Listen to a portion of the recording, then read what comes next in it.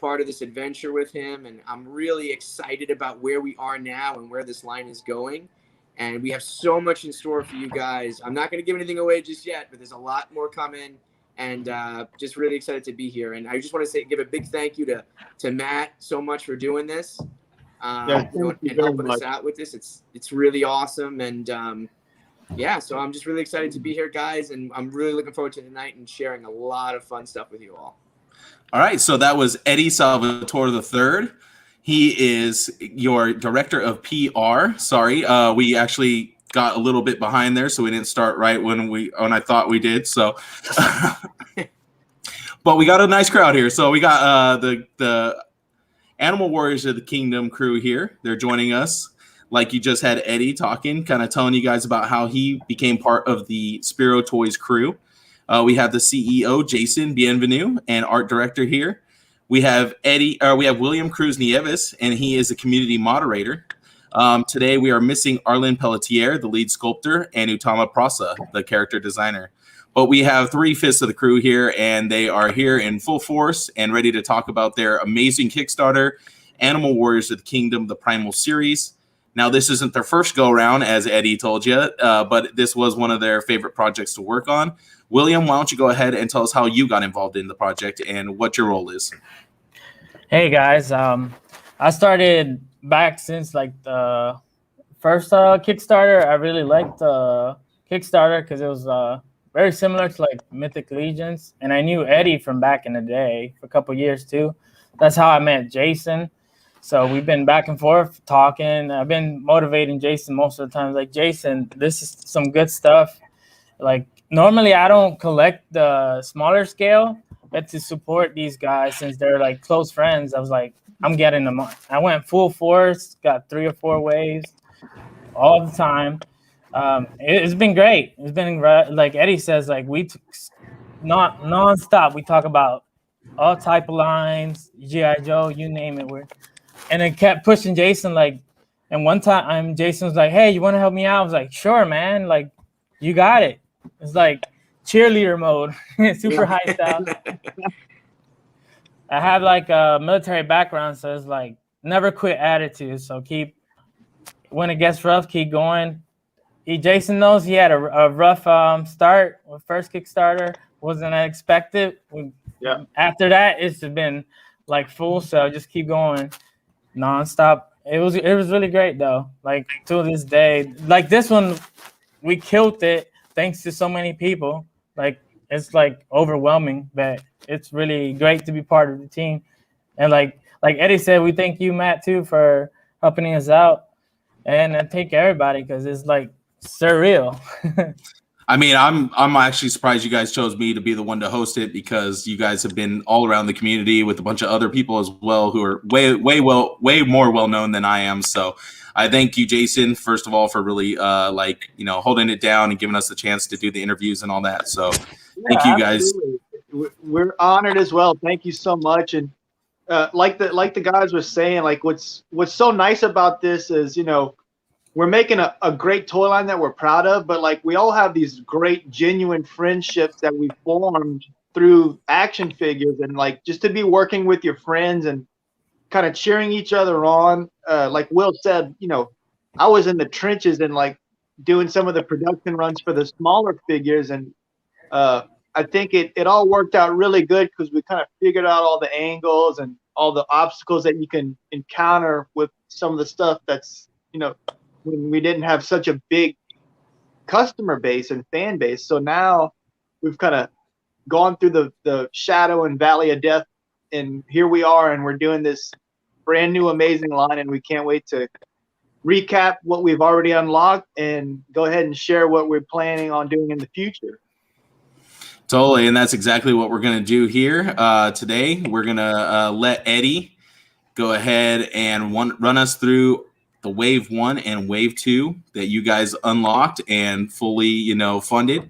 So let's go ahead and get into those. Let's just get to that little segment real quick. Sorry. Ended up making the intro a lot longer than I thought. All right. Whoop.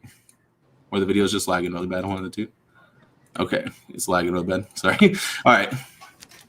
So here we go.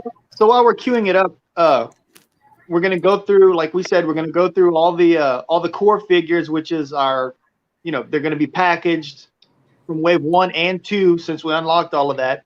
We're also gonna be doing all the weapon sets that we included in the Kickstarter, as well as the headsets and You the got it. ancients, which is basically like it's like a customizer friendly version of the figures. They just don't come with all the armor and weapons and stuff like that. But it looks like we're queued up, so I'm gonna go ahead and let Eddie take over.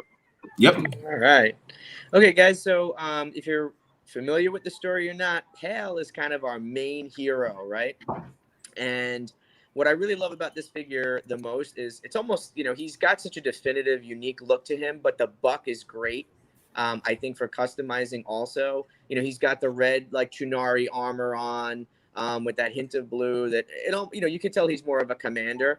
So, if you're looking for a hero from Spiro, this is your guy, right? This is like your number one main character. If you guys are getting the comic, Pale's the guy you want to know, right? So like I said, main hero. Matt, we can go to the next one when you're ready. You got it. Awesome. Okay, so Kali, right? So again, Kali's kind of the main villain of the story, right? What I love about this character, the armor design is so unique. The colors, I think, really bring him out. And I love that shoulder pauldron that Kali has also. I think is really cool too. So moving on to the next one here, we have Atreyo, right? So Atreyo he's a prince. He's a little arrogant. He's a good guy, but he almost looks like he can kind of walk the line of darkness a little there. I love the feel of him. I know the shield that he comes with is fantastic.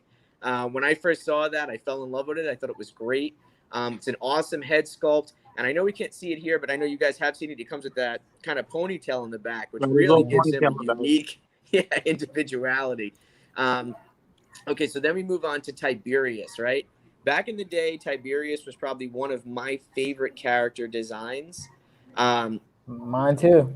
Yeah, he's just a really great looking figure, right? But again, he kind of has a shady and mysterious background too, right? He's super formidable. He's an ambassador to the House of Feralis, but again, it's one guy you don't want to tangle with. So then we move on to the Chunari warriors, right? So they're probably, and I think out of the initial 6, the Chunari warriors are probably my favorite. The Legionnaires, I should say, are my favorite of the initial 6. But they have that red armor on with the red shield. Yeah, there you go. And I love their shield too. I love that the helmet is removable, that it kind of fits over the ears. I thought that's awesome. You could make so many different types of characters out of that. I love the spear. Definitely one of my favorites, I think, from the initial 6. Same here. Definitely an army builder for sure. Yeah, definitely. Big time. Such a great army builder. And speaking of which, now we have the Ravagers, right, from the House of Horrid. I mean, these guys just look ruthless. The facial expression is great. I love the colors. Again, excellent army builder. They also have the removable helmets, which is super nice. And like I said, if you need guys to fight combat, it's them. And now we move on to Blight, right? So when I look at Blight, it almost reminds me of how that saying goes, the darker shade of pale, right? It's almost, if you think about it. And that kind of goes along with the storyline too. I'm not going to ruin it for anybody, but Blight kind of goes into that dark shade of pale, right? I know. There you go. There you go. You got it. There you go. Faker style. Yeah. So yeah. So So like I said, you guys reading the comic, I'm not going to ruin it for you, but Blight is important. He's definitely a guy you're going to want to become familiar with. And he just looks badass. Yeah, dude, this is the kind of guy where I feel like you could send him into like a battalion of troops and he'll just walk out of there and like decimate him. Yeah. Right. Yeah. Here we go. Who's this guy? Yeah, right. And so now we move on to Vero Atlas, right? Which, if you guys don't know, this is Jason gave me a great honor, which this figure was a tribute to me, which nice. I thought was super awesome. And he gave me a lot of freedom with this figure, which I'm so grateful for and humble for him giving that to me. But I was able to pick the the character and the colors that we worked on and the weapons and wrote the bio for him. But this was our Kickstarter exclusive figure, and so he's kind of our magic user in the line, Vero Atlas. He's one of the few that I think is kind of how do you want to say, endued with magical properties. So he's a very, very unique character. He kind of carries the House of Feralist on his shoulders, as it were, hence the Atlas comment. But yeah, I think he's great. I need to drop in the magical staff. I didn't Photoshop it in, but Okay. he does come with a magical staff topper. Oh yes, that's right. That's right. And I had done it teal, but Eddie wanted it purple. And I don't remember if I had it sculpted during the campaign or not. We mentioned it, right? Right. We did mention it. We didn't have it sculpted yet, so it's sculpted and everything. So I think it'll be kind of a surprise. People will be like, "Oh, whoa! I didn't know that was coming with this figure," So right. Yeah. We had planned on showing it off during the campaign, but instead it'll just be a nice surprise whenever you get the figure. Yes, and I think fans are really gonna. I know people asked for it, and they asked. I feel like during the campaign they asked for a lot of different things, which is great, because it gives us a lot of room to grow and meet our fans' needs and use our imagination and use their creativity as well. Oh, absolutely. Yeah. So and it's cool because I feel like we anticipated a lot of stuff they would ask for. Right. But at the same time, I knew that they would be asking for stuff that we didn't think of, and how cool is it to get like real-time feedback from what your fans want, So it's like they asked for stuff that we didn't do or didn't prepare for, which you could take it like, oh man, we didn't make that. Or you could be like, oh wow, we're getting like real-time feedback that actual people want, and we'll make notes of all that so that we can dovetail and plan that into future assortments. Right. Well, for us, it's really cool too, because like you just said, like, oh, it's something I forgot to put in, but here you go. I'm just going to toss it in there. I'm not going to charge you extra for something I didn't, put in there. So that's unique and not something we're used to with the bigger companies. Right. Yeah, I mean, those big companies are like a big giant cruise liner or aircraft carrier. It's so hard to turn that boat, but we're kind of a smaller, almost like a race boat, so we can kind of adjust and make little maneuvers. Yeah, my brain stopped working for a second. It's okay, don't worry. Mine's been broken about half this time. So cool deal. So it looks like we're on to Lexion, huh? Lexion, yeah. So I'm not gonna lie. Lexion is one, if not probably one of my favorite figures in the entire wave. I would say is Lexion. And back in the day, I actually brought up the idea of doing a Lynx character to Jason, and he put a lot of work into making this happen, and I was so happy when I saw this figure. I think he came out great, and what's great about the background of Lexion is supposedly he doesn't really work for anyone, at least not that we know of right now. Right. So he's kind of a character where he's out there, he's pillaging, right? He's plundering. He's a bad dude, right? But who's he working for? We don't know, but maybe we'll find out later on. But again, Lexion, I think, was a great addition to the line. I love how this figure turned out. I can't wait to get him in my hands. Okay, so let's move on to. I love the head sculpt on Lexion personally. Like, it's one of my favorite head sculpts. Yeah, and Eddie has been campaigning for like 3 years for a snow leopard, so it was. He just looks so mean. Yeah, I was excited to finally get to bring that figure to fruition. Yeah, no, I love how I am so grateful that we made him, and I think he fits so well in the line. But speaking of which, next up is this guy. That we have Cordoon, right? Cordoon just, I mean, I don't know. Like I said, this is another guy where I feel like he's just a total boss. Master combat instructor, right? The House of Feralist. He's super duper loyal, right? Kind of does what he's told, but he has a conscience. And he's kind of a little bit of an inventor, right? He's a creator of weapons. I love the colors on this guy. He just looks like a fantastic figure, and I think it's going to be great to see him kind of battling the Ravagers. And this is a guy where I could even see him going head to head with Blight, and like I don't know who would win. Yeah. I really don't. But he's just so awesome. And then finally we move on to the big boy. Thane. Yeah, Thane, right? Oh boy. So Thane, I feel like I've been waiting for this figure forever. Yeah. Just the super large version.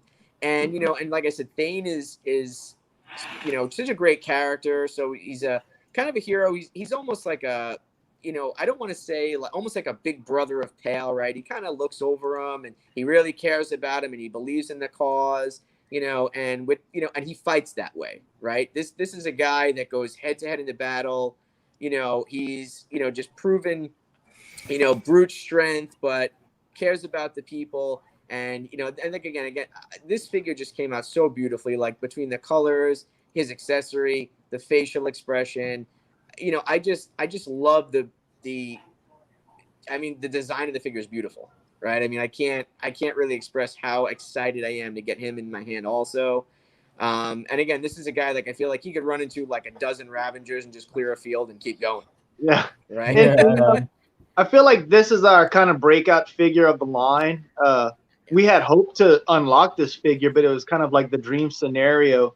And just being collectors ourselves, I feel like no matter what line you collect, this is something that even if you didn't collect our line, you would have to get this figure if you saw it at like GameStop or Target or something, or saw it on the toy store or Kokomo Toys. If you see this on the shelf in person, you're like, I don't know what this is, but I am taking it home with me. Yeah. We'll figure it out after. We're gonna get this figure and find out what the heck's going on here. Right. Yeah, and apparently everybody else thinks he's an awesome figure too. I'm putting up some of the comments from everybody. Yeah, he is. Thane is everything. That big honking hammer is as tall as Pale. the cool figures. It is big, massive, chunky monkey hammer there. I can't wait just to have a scene of him just knocking out a bunch of like horrid Ravagers just with that club, just smashing into them all. I'm so excited to see the photography that comes out of the line, like from fans and collectors, and it's gonna be amazing. It's one of those things where like whenever I'm scrolling through my discovery feed on Instagram, I'm like, whoa, that's our figure. It's like, oh, that's so cool, Yeah. Okay, Eddie, I'm gonna shut up. No, man. I was just gonna say one last comment on this guy. His shoulder pauldron is cool too, but I even love the design of the strap going across his chest. Yeah, it's so nice. Like I don't know what, and I guess just overall with the figures, I love all of the detail and the colors that went into them. And I'll say this, and Jason's the creator, but he really is a master of colors. I've seen a lot of figures come out. And, and sometimes I'll see a figure and I customize a lot and I'll say, I'm going to take this, I'm going to paint that, I'm going to change this. And because I feel like I need to. With these figures, if I did that, it would just because I wanted something that was different that wasn't in the line. But every figure that was made, I felt like the colors were just really brought out so much character of the figure. And especially with him. Just that red and blue, the colors of his fur, the facial expression, the eyes and the strap and the hammer. I feel like you said, this is a figure where if I went into a store and I had no idea what it was, right? I saw that, I'd be like, yeah, I'm buying that today. Yeah. And it's funny. I've been painting this figure. It's all printed out now, and I've been painting it for about 3 days now. And one of the last pieces that I was painting is the strap. Right now, I have to do the leather part. And like Eddie was talking about the texture on it, like all the little dings and kind of battle damage that like the metal parts have is gorgeous and cool. But I'm looking at the strap and the leather texture on it's just outstanding. So, when you get it, it's going to look like that.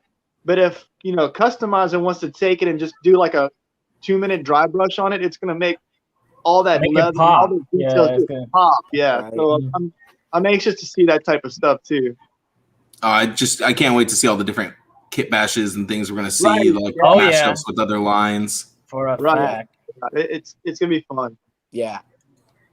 All right, I think we got some other things to take a look at here, some other unlocks and whatnot. So we'll just start going over those. Okay.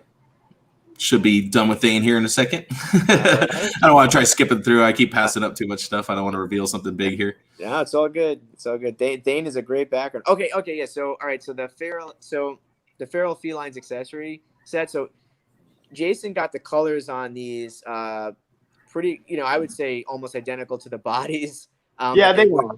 Okay, yeah. So that line on the left is going to go with Vero. The middle links is going to go with Cordoon, and the right one will go with Lexion. So Lexion. Okay. There you go. So, you can make. You've already got 2 characters that you can make with that headset right there. Exactly. So if you guys want to mix and match stuff, so let's say you want to have another magic user next to Vero Atlas, or like he said, you want to have another warrior like Cordoon. Or we will. Right. You do. And especially too, like you said, like even Lexion, like he's a pillager. Yeah. He's not doing that by himself, right? He's got a crew. So now you got an extra head. You got Lexion's right hand man. So that's kind of great too about this line. A lot of people did ask for, they wanted, I know, alternate heads, and we were able to do these, and we gave you guys, which I thought was great, and I was very excited about it. It wasn't just alternate heads, but it was alternate heads to use those same bodies, but making different animals. Yeah. Right. So it wasn't like you had, all of these heads and it had to be a certain animal for a certain color. Like you guys can mix and match these however you want. But, Jason did set it up that you already have a body, right? So if you bought 2 of that figure, you got a brand new character that you could make whatever you want. You could use your imagination and creativity. And the armors, swapping off the armors too, the already armors, the figures you have. Exactly. And we also did, I remember Jason too, that was like one of the mid-level curves we got during the Kickstarter was people wanted those extra hands. Yeah. It gets passed up because we did it as an update, but yeah, we're going to be dropping in extra hands on all the figures at no extra cost, which is that was one thing for that. Yeah. That was one thing that me and Eddie were telling people, like, yeah, we're probably gonna see that along the lines. Future wave, probably hands, and Jason was like, everybody gets hands. You get hands. You get hands. Everybody gets hands. I was like, even better, man. Even better. Right. Yeah. So yeah. Jason DeGeneres over here, huh? Yeah. Yeah. He did. I mean, so strategically, we had to figure out what exactly we could offer at a competitive price. And as we did better and better throughout the campaign, and as it kind of snowballed, we figured, okay, most of these figures have just one solid color hand. So there's really only a few that have like multicolored hand that might push the price point up a little on our end. So we were like, you know what, eat the cost, add more quality, and make each individual figure that much more of a I don't want to say special, but it is, because they are special. But yeah, it was just our way to thank fans and pack in just a little bit more extra stuff. Also, not only that, Eddie had mentioned if you buy 2 of the figures, but you don't even have to go that far. The fact that you guys released Ancients in all these different colors for $20 a piece, basically, like you can army build and then just grab a couple of these headsets, and you can either paint them up to match your bodies or just buy the matching bodies. But man, this line is giving you so much more value for your buck. Yeah, I mean, with the exception of the Horde Scavenger and the Feral Beastie, those other figures are actually, those other Ancient are meant for people that might be army building several Chernari or maybe even the Ravagers. They can kind of part swap stuff. So like if you look at the comic, a lot of times like the lower level Ravagers aren't completely decked out in armor. They'll kind of have bits and pieces, like one will have like a nude chest, and then one will have an armor chest, and then some will have like missing arm gauntlets and maybe just one knee pad. So that was our way of, whenever people read the comic, they're like, oh, I kind of wish my Ravagers were kind of like mixed and matched armor like that. So just an idea.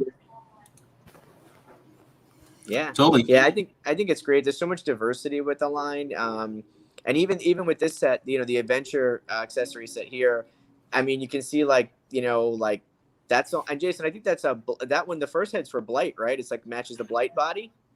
Let me look in. Okay, so that first head actually is intended for the Ravagers. So it comes with a baboon head.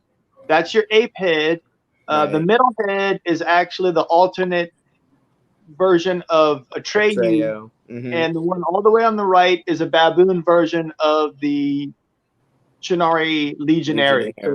So right there, if you get that set, I have a feeling most people are probably going to army build, the Ravagers and the Chernari, and if they get an Atreyu, they're not necessarily sure which head they want to use. They can use that one, or just have them as another Feralist warrior. Right, and I think that's cool too, because even with these heads, right, it's kind of like you said, like you can army build them, but it's kind of nice that they have different faces. Yeah, right, exactly. Yeah, and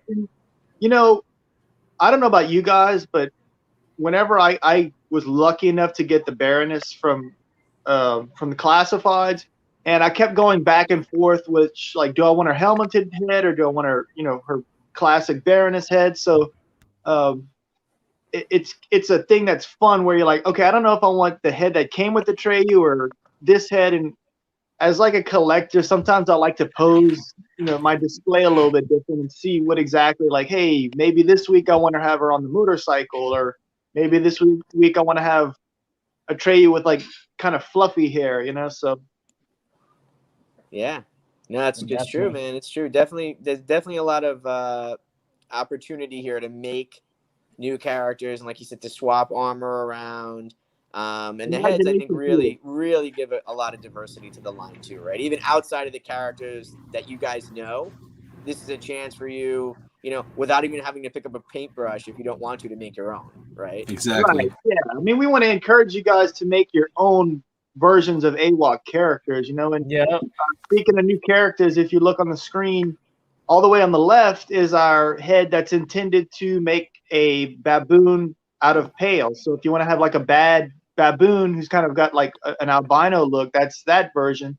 And then we have an additional army builder head, which is using Pale's sculpt, but he's actually in the color of the Ravagers. So now we have 3 different Ravager alternates that you can, kind of give your army a real distinct look if you'd like.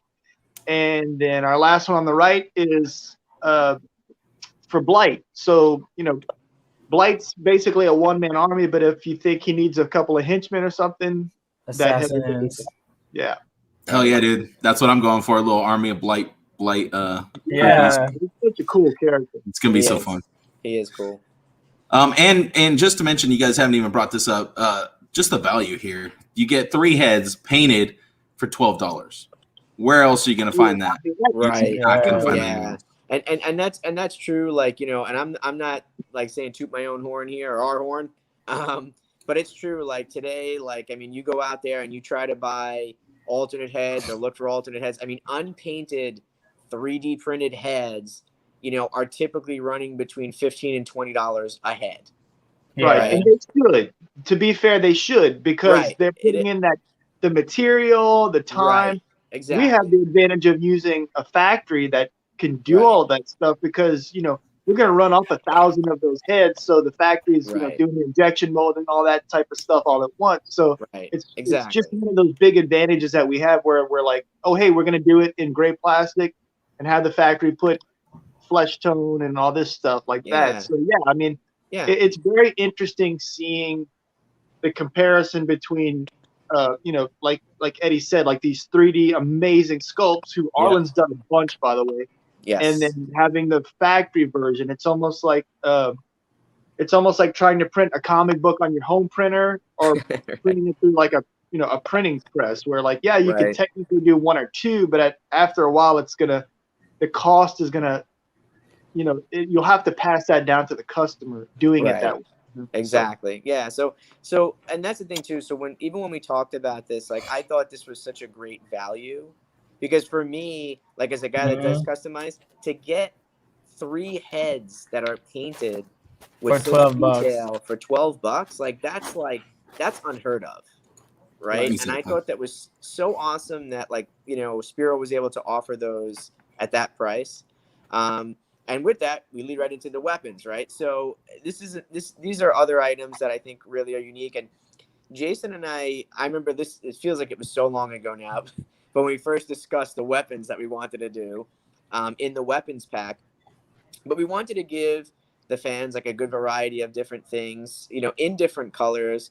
So the iron weapon set is pretty neat. We tried to mix and match what we gave in each set so that you weren't getting like the same weapons just in different colors over and over and over. You know, we wanted to give you guys a little more variety. So here, you know, you have another shield that has the face, which is great. We gave, you know, the 2 blasters. You got throwing Can we just actually hatchets. I don't know Yeah, if yeah. I don't know if you got it memorized or not, but I'm going to say something real quick while he's Yeah. hopping back. But, you know, Eddie picked out all the weapon assortments, and we kind of joked about how, you know, you don't know how popular something's going to be until you launch it out there for the public to see. And Yeah. our reasoning was, hey, even if they're not excited about this line, there's several figure lines that would go great with those weapons. Like, you know, Right. I am really excited and honored to see people posing Mythic Legion figures with these weapons. Yeah. And Yeah. with that being said, I'll turn it back over to Eddie. Yeah, no, you know, you're right. You know, and that's the thing too. We kind of made these weapons where I feel like they're interchangeable in several different lines, right? Because Yep. you kind of have blasters, right? You have an old school style, like, you know, whenever I see the spear and shield like that, it almost makes me think of, I mean, obviously you get that tribal feel, but it's almost like gladiator style, you know, Right. that I think of in my mind. And then you have the throwing hatchets, right? Which that kind of takes me, I mean, that only takes me back to a few hundred years, right? I mean, Right. you think of things like that, and it's such a great, you know, a vast array of weaponry here. I really like the iron weapon set a lot. You know, I think it speaks a lot for, it's more primitive, right? But at the same time, there's blasters in those colors, so you guys really get a lot. Like I said, a lot of diversity here. And Matt, when you're ready, we can go to the next one. Okay, cool, awesome. So the cobalt. So I really actually like the cobalt too. I love the shield. I think that gold really makes it Really pop pops. on that. Yeah, it Yeah, pops. really makes it pop. And then you get that other shield there on the left, which is kind of like similar to the same shape you saw with the Treo, but here you can almost see a little better in the corners. You see the heads on the shield. I mean, that is just, it's so bizarre. I mean, just wildly bizarre and awesome.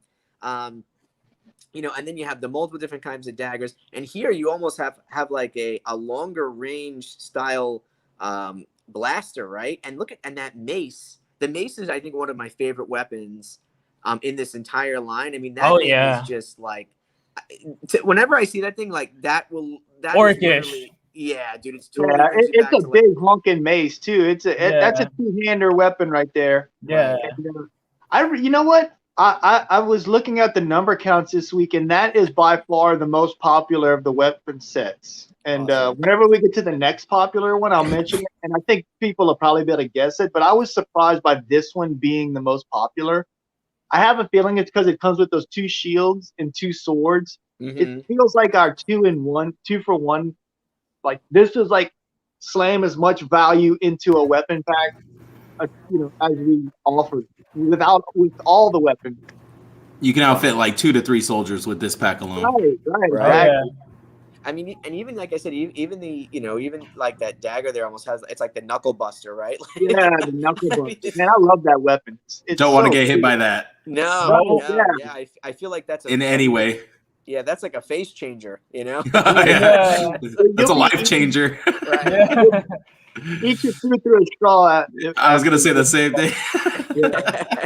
Sucking your food through a straw. Right? Holy smoke. But yeah, so that's, I love the colors on this one too. And I like Jason said, I'm not surprised it's the favorite. There's just so much variety here. You could do a lot with this. The swords are awesome, right? It almost gives you that like ancient Egyptian feel, right? On those kind of swords. Exactly. Which I think is just, that's great. And whenever you're ready, Matt, I'm ready to cruise on. Ow. They got the shortest time for the weapons, so it should go right there. There you go. Cool. Okay, so now the epic gold, right? So when I first saw these, I literally thought, I'm like, if like the wealthiest people in the royal world are gonna have these weapons, right? I mean, they just look. I mean, for you to walk around, you know, the sword looks like it almost has a gem in the middle of it. Yeah, and these are the status symbol weapons. Like if you see warriors like this, you should probably just kind of steer clear of them. This is like, yeah, when you're playing a World of Warcraft and you see some dude Exactly. roll up with some epic gold Right. weapons, and you're like, okay, I gotta go the other way from that guy. Yeah. That's right. That is, it's almost like you're walking into a tornado when you see these weapons, right? It's Yeah. like turn around, run away. Yeah, but the epic gold is really cool. I love how the axe came out. It looks epic. Yeah, Oh, it yeah. really does, right? I mean, like this, it just looks so amazing. Like the design on it and the detail in there is great. I love even the handle, like how we almost have, it's almost like wrapped. You know what I mean? Like it's not just a plain whatever. Like it almost Right, looks like it's got like a leather intertwining around it. It's hard to see it in the Yes. photo, but yeah, I Yeah, mean, you could tell. You could see it a little better on the mace, I think. yeah, Like leather Yeah, effects. you're right. Yeah. You're right on the top and bottom handle. Yeah, so even like that, just the details are great. You know, I mean, it's almost like if you were gonna die by a weapon, like, you know, that'd probably be the way to go. Go out in style. make it quick. Um, And like Ready to move on to the Jason next said, yeah. Oh, go ahead, Will. Well, I don't. Will. Go ahead, Will. Yeah. like Jason said, even if you add like a little bit of paint just to make it pop, you could even see it even better. Right. Yeah, just hit it with a little bit of light brown, and it'll make all those details really pop. Exactly. Or some white to give it that kind of bandage, kind of faded look. Yeah. Exactly. All right. Now I don't know if we have a picture for the next set. Okay. Yeah, we do. Never mind. Sorry. Okay. Okay. Cool. So, well, it's funny, Will, that you, well, actually, all you guys, you said that because when I saw this set, so like I said, I'm a big Chunari Legionnaire fan. When I saw this set, I already envisioned myself like hitting all of these weapon tips with like a silver, you know, like a. Eddie and I had this discussion because like we go over everything before we launched the Kickstarter and stuff, Right. and like this was the original Chunari colors, like. And Right. Will was like, "Why aren't the blades silver?" And I was like, "You think they'd like the silver blades?" And so this was our compromise, where I was Right. like, "I still want the red ones in there," you know? Right. Yeah, and they look cool the way they are, right? I mean, like I said, you know, for me, like I'd like to do that. A lot of other people, like I know some people have actually talked to me about this and said like the two, you know, almost like those throwing curved daggers, like they love that the color is red. Man, honestly, like those little hook daggers, that's like Pale's signature weapon in the comic book. And he is coming with those. I didn't Photoshop it in, but I love that weapon. It's such a weird kind of like, it's almost like a unique weapon. You're punching, but you have like these knives while you're punching, you know? I don't know. So it's such a unique weapon, you know? It is like really little raptor cool. claws. Right. And I feel like it's kind of like in my mind, it's infused itself in the Chunari culture where they're like, they don't have to necessarily swing around a spear all the time. They can kind of be a little bit more, not mischievous, but like sleight of hand where like, oh, it looks like I'm just punching, but I also have these big, like, you know, these hook knives that I'm holding on to. Yeah, no, yeah, it's true. I mean, you know, they, you know, I feel like the spear is like their default weapon, but it doesn't mean they got more. Totally, you know? exactly. They got a lot more, and I love how I'm not gonna lie though. One thing I'm probably in this set besides those daggers, I'm not gonna change is the bow. Oh, Yeah. I it was so cool to sort of bow off. Yeah, that color just, I mean, you know, you see that, it's like, wow, like that is just phenomenal looking. I think like all by itself, you know, I don't think it needs any, like I said, for me, that's perfect just the way it is. And I love that the Chunari kind of have their own weapons, you know, and they have their own arsenal.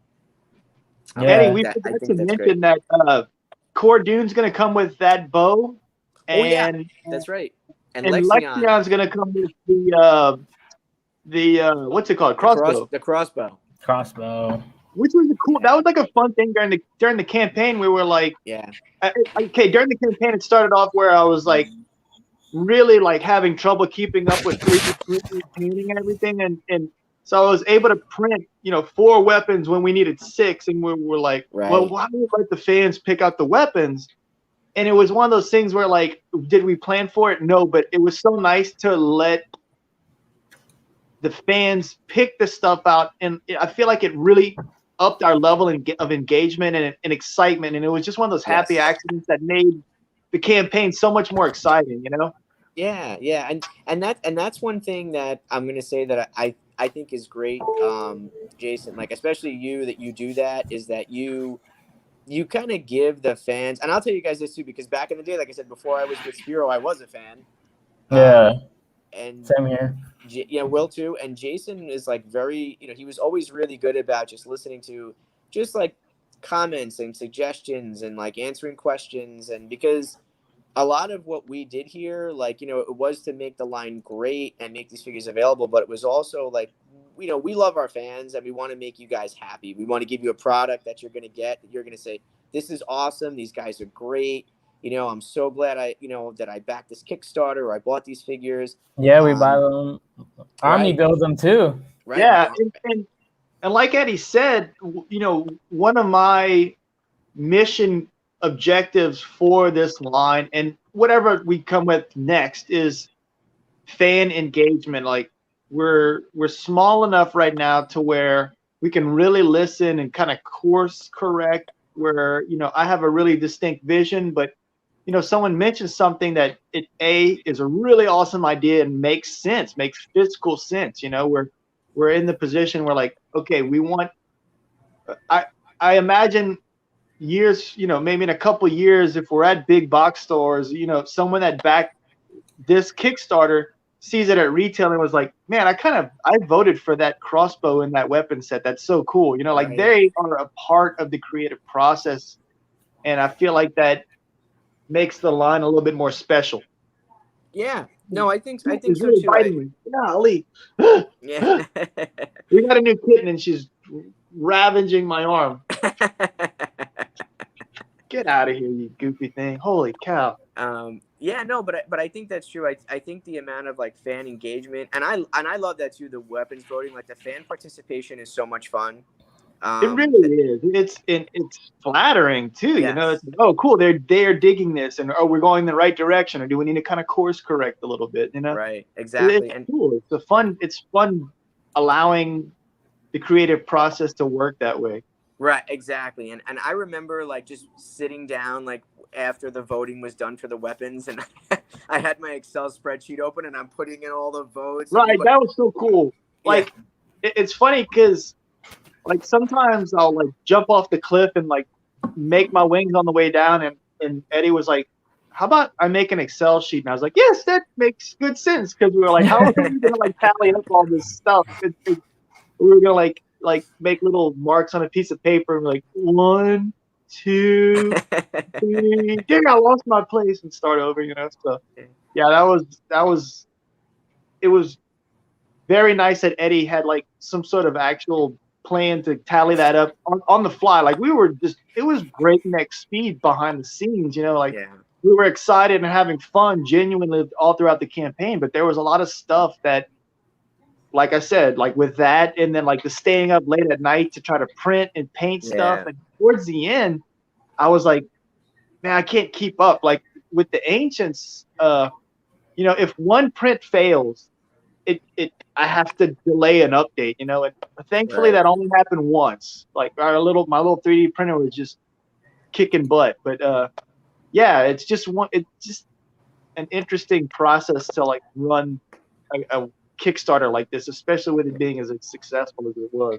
Oh yeah, no, for sure. So Matt, whenever you're ready, Matt, do you have a next one or? Yeah, well, no, that was it actually. So I don't know if you wanted to bring up the most popular weapon set. No, that was it. Sorry, you never sent over the radioactive set. Okay, so I think most of our viewers already know about the radioactive set. If they don't, they can always check it out on the Kickstarter or the Backer Kit site. But it was one of those things that I had mentioned. I was like, oh, it's the radiation set. Right. And everyone's like, what's the radiation set? I want to see the radiation set. Right. Like, full disclosure, I hadn't figured it out yet. I knew it was going to be green because it's like, radioactive. And I was like, okay, I got to make this be cool because everyone's like super excited about it. And I was like, okay, well, what about glow in the dark? People, I think, like that. Yeah. Well, that one, like, we posted it up and people were like, oh my God, I love this. That was our second most popular one. It was close. But I think I underestimated how much people like glow in the dark toys. I mean, I love them, but like I don't think I love them as much as like the majority of people do. So I did want to mention that before we go on to the next part. Yeah, no, for sure. Yeah, and you know what's cool? Like when you guys do look at this online later, like it's almost like all of the, I guess you would say like the accents of the green, like on all the blades, and even the tip of the crossbow. I mean, it's like it's so awesome. Like the Chunari dagger is lit up, looks great. The mace, I mean, you have the top of the mace looks great. And that's like something where I could see, like, listen, if you're gonna battle at night, I mean, all you're seeing are those weapons flying around and hitting I feel people. like magic wielders would, it could almost be like an energy weapon, so it's got multiple uses, So like a charged weapon or something. Yeah. The reason I left that off is because you guys all need to go over to the pre-order store where you can still pre-order your figures and you can add that radiation pack to your cart. And you can get it and not pay for it until about 30 days before the figures are produced. Remember, that's what Jason said last time he was on the show. Yes. Yep. Yeah, we're all of our pre-order stuff is not going to be charged until right before we ship, about 30 days before we ship. So feel free to add all the goodies and stuff that you want now, and you'll basically have a whole year to pay for that. Right. And I've been kind of joking around throughout the campaign saying, treat yourself, like you're worth it. You want it, and you got a long time to pay for it. So go ahead and just add all of those little goodies into your cart, and you'll have a whole year to pay for it. Yep. Treat yourself. That's it. That's it. That was a great plug, man. All right, and so we're going to move on to William's section. We got William Cruz Nieves, the community moderator here, and he will be answering your questions. We have some live questions here. I'll bring them up on the screen for you, William. So Will's going to ask him, and I'll do my best to answer. Yeah, exactly. Someone else wants to answer. Okay. All right, so I'll bring a couple up here from the audience first, and then you guys can bring your ones that you guys have. All right, Jason. Any plans for darker colored armors like black or brown? Thank you, Onin Z. Yeah, for both. I mean, it's kind of hard to see in the photo, but Lexion and Atreyu actually have pretty dark brown armors, and all of our Feralist figures are going to have different shades of brown and tans and stuff. It's part of their culture. As far as black goes, stay tuned for waves 2 and 3. I think you'll be very happy with those reveals. Again from Onin Z, plans for other ape monkey species. Yeah, so whenever you read the comic book, we have a bunch of different ape types, and if you're familiar with our 1/18th scale, we have an orangutan. So I think in the future we'll probably be offering him as, not quite as big as Thane, but it's on the short list of our Savage class figures. He will definitely be an interesting figure to see you pull off with the long arms and the belly and all that. I don't know. Like, I feel like we kind of re-imaged him in the new comic. He kind of starts off more of like a socialite, like almost like a real regal type character, and then as they kind of transfer from having this sanctuary into like a more of like a on the run type of society, he kind of transforms into more of like a farmer and scavenger. So it'll be interesting. I'm excited to see his story arc kind of progress. Nice. All right. How many issues are you aiming for with the comics by Paltrax? So during the campaign, we unlocked 4 of them. So we're doing a minimum of 4, but the story arc's really 5. So in this first story arc that kind of really introduces the characters and the plight of the main overall plot of the series will be 5 issues. And then we'll follow up after that to see, how popular it is. Hopefully we'll do, we'll keep going. We might have 15, 30, who knows? We'll see how it goes. All right. Looks like people were saving the questions like I asked. So good job, guys. Thank you. Awesome. They just started flooding in. So good job. All right.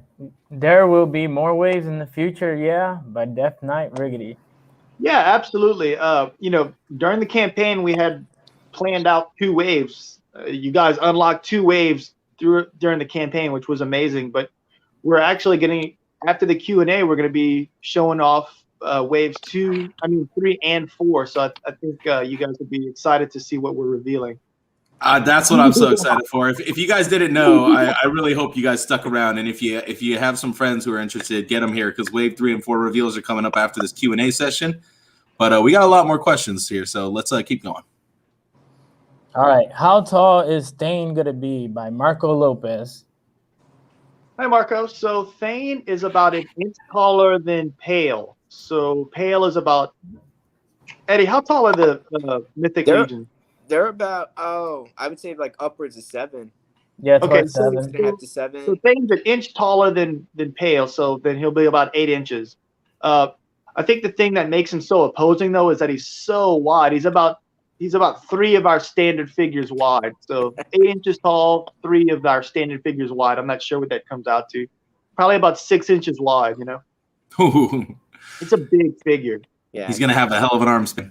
right. Oh, Yeah, yeah. right? Holy cow! All right. Can we see a 6-inch Toxius for Series 2? What is the anticipated ship date by Delta Sig Bullhorn? Yeah, that was one of the figures that I didn't think would be that popular because it was more of an homage figure. I don't really know yet. I haven't really factored it into the mythos of the comic book, so I'm not sure if we're gonna actually kind of fold him into the new AWOC, or if we might offer it as like an exclusive or something. But I'm not really sure yet. As far as the ship date, we are planning on shipping in July of 2022. All right, awesome. By Chris Roach, on the very first Kickstarter a few years ago, UT's drawings of a turtle, birds, other animals will eventually get to the... Stick around after the Q&A, and I think you'll be happy to see what we're offering in wave 3 and 4. Yeah, for sure. Stick around. Not gonna break that yet. All right, let's see. Got a couple more here. Keep them coming, guys, if you want to get these questions answered. Will the Baron Kali Iron Fist weapon ever come back? By Moonshine Mel. I love that accessory. Yeah. I think one of the flaws in the design is that it can only be like one-handed. So in other words, it kind of bothered me that you could either hold it you can only hold it in the right hand, and I wanted it to be a lefty or right. So if we do offer it at this scale, I need to try to figure out how to make it work for both hands. Two-hander? Yeah, I'm not sure yet. The way we're offering variants of those 2 characters, as far as like Pale and Kali go, is there's going to be a legitimate reason to have a version 2 of Pale. Like he'll have upgraded armor, or Kali will have variant armor. So I see it making a comeback in this scale. I haven't figured out design-wise what I want to do with it yet. All right. Here's another question about future waves. Will we be able to pre-order the other waves? Again, by Delta Sig Bullhorn. Yeah, so with the Kickstarter, what that was intended to do was obviously pay for the production run of wave 1 and happily wave 2, and also the molding. So what we're going to try to do is offer pre-order very similar to what Mythic Legion does going forward. We'll offer, say in wave 3, we might offer a couple of characters using existing molds with a new head and new paint apps and stuff, and then a brand new character. And we'll use the pre-order funds to produce that. And, it's a very similar model to, like I said, Mythic Legions and Super 7, stuff like that. Awesome. All right, we got one more from in the chat right now. Any reptile-based characters in the future? By Joel Hernandez. Hi, Joel. Yes, make sure you stick around after the Q&A, and you'll get to check out something I think will make you very happy. Very happy. Very excited. All right, you guys had some questions from the community that you took through the email Kickstarter as well? All right. I recuperate the ones from the email and from our Kickstarter, all the comics. I went as back as since the beginning. Let me start reading. First one, Woes. When will we get Woes? So we'll get it. We'll get Wolves in Wave 4, and if you stick around after the Q&A, you'll get to see a little sneak peek of that. Yeah, maybe during the Q&A if you're lucky. There's something popped up. I don't know. Yeah, something popped up. Something popped up. There was a little sneak peek, Little spoiler. just to All right. kind of tantalize you, you know. Right, that's all. All right. Next questions. Will the comics ever be compiled into a graphic novel? Absolutely. So the reason we want to do 5 issues is because that's the standard size of a trade paperback or a graphic novel. So as we reach 5 issues, we'll release a trade paperback.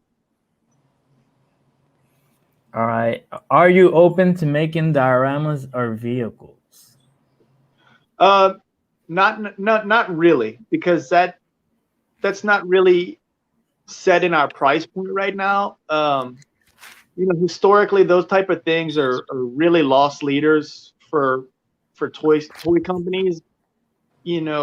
Stuff like Batman and I think they're like the Barbarian DC characters. They released a really cool Batcave that was very similar to Grayskull, and I know they're doing it again with the He-Man Origins. Mhm. The way the market works right now, it's very hard to pull that type of stuff off, especially at this scale. So I'd much rather focus resources on bigger characters and do stuff like that. All right. Will there be female figures in future waves if they haven't already been revealed? Yes, there will. And anyone that's familiar with the comic knows that our female characters are really strong, awesome characters that in some cases, some of the most powerful magic wielders in the mythos. So again, stick around after the Q&A, and I think you'll be pleasantly surprised. All right, we got a live question from Noriel Maria. Will Kickstarter backers automatically be given notice of Wave 3 and 4 pre-orders? Yes, what we'll do is we'll make a newsletter, and everyone's basically going to be automatically signed up, and we'll make sure that everyone knows, like, hey, we're going to be launching pre-orders for Wave 3 and then follow with 4, and we'll make sure to kind of tease you with really cool 3D printed mock-ups of all the characters and stuff, so you know what you're getting. What we're going to be revealing in a few minutes are all 2D drawings right now. So, all right.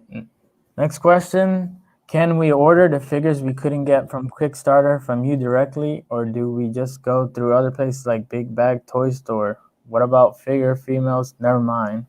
Answered. So yeah, I mean, you're welcome to order through Big Bad Toy Store, or like Will had mentioned, we have the backer kit pre-order. Honestly, whatever you feel comfortable with, it's up to you. But we have a great list of retailers that I need to go ahead and update who's going to be carrying the line. If you have like a favorite local toy or comic shop that you know about, we have people that are, or I say people, but we have retailers that are reaching out via email. And we're trying to kind of keep all of that updated as far as like what their order numbers and stuff are. I don't know if they're okay with me sharing everyone's, like, hey, available here. I don't know if they're at that point yet or not. Right. But like you mentioned, Big Bad Toy Store would be great. Or you could order with us through the backer kit. It's whatever you feel comfortable with. Just think of the Drake meme. Big Bad Toy Store. Order through the backer kit. Yes. There you go. That's the way to do it. Yes. Got another question here. How will we post out requests for which figure to get signed in our order? Okay, so this is one of the things that you can't really anticipate until it's actually live and out there. So what I'm going to do is I'm going to randomize that. So you're not, it's not really something you can request. I'm going to randomly sign stuff, and you'll just be surprised whenever they come in. Nice. Okay, I like that. Then it's like a lottery more. You don't get a request. Yeah, right. It's Just don't go just signing anybody's thing now. We need to open thing. right. Yeah. Let's see. You We've shown. shown bigger with Dane. Will you do smaller? Yeah, that's actually a great question. So throughout the comic book, there is going to be smaller characters. So yeah, absolutely. We're not gonna. Well, yeah. You'll see some smaller characters that are going to be shown in a few minutes. Just stick around after the Q&A, and you'll get to check them out. You got a little shout out here, Eddie. I saw that. Steve Shanks. Thank you, Steven. Steven Shanks has been a huge supporter. One of the huge supporters. Steven? Yeah, during this line, and he's a good friend of mine, and I greatly appreciate him. I greatly appreciate the 40 viewers we now have right now. Thank you guys all for joining. Awesome. There you go. Thanks, Cool. guys. Awesome. What will be the general retail value of the figures? Okay, so during the Kickstarter, they were $33 each as a thank you for backing the line early. Once they're going out to mass retail, we're going to be bumping that up to $35, which is the same price as Mythic Legion. It's a little bit lower than stuff like Thundercats Classics and the Ninja Turtle Ultimates. But I own the IP, so I don't have to pay royalties or any licensing fees, and I want to pass that on to you guys. Right. And it was and just to add on to what he said too, like it was awesome during the Kickstarter because not just because you guys got a little bit of a lower price point, but also if you bought more than 3, the price dropped to 30 a piece. Yeah, that's actually a good point. I forgot to. And that's and like I said, in today's market, like 30 a piece that's great, and even the ancients, like 20 a piece $20 is like you know what I mean? You don't see that anymore. So I was so impressed when because I didn't know the price point at that point when they were coming out. And then when Jason told me, I was like, wow, like that's a great price. And he's like, wow, am I gonna get paid? All right, we got another. This is a good question right here.